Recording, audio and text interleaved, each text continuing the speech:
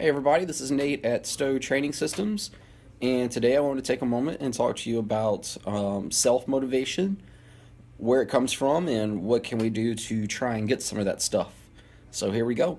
Self-motivation is going to come down to three basic factors, okay? So the first factor is going to be basically autonomy.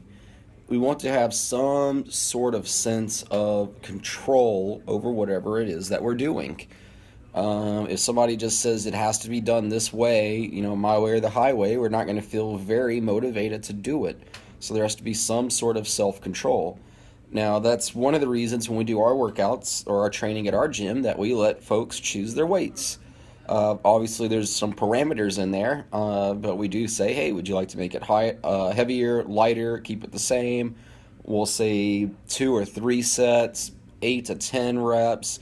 So while there are guidelines and parameters, we do give the clients a lot of control over what they're doing to help that sense of autonomy so that they want to keep doing this. The second factor of self-motivation is going to be competency. Are we any good at this? If you're good at something, you're going to be motivated to do it. That's one reason when we first start out with clients that we kind of keep our exercise selection pretty small.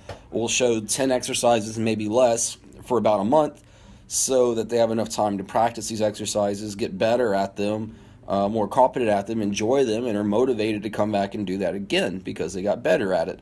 And as their skill set gets a little bit higher, we'll introduce more exercises, so competency.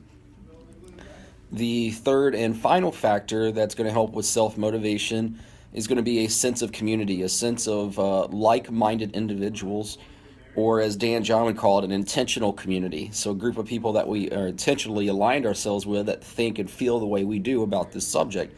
That's a big reason that instead of doing one-on-one training at our location, we decided to up it to partners training and having 2 or 3 people working out with a trainer at each time, because it gets to this point where you want to come in and hang out with your friend. They got a lot of similar goals to you, think like you, and it's a whole lot more fun. So now you want to come in for that reason.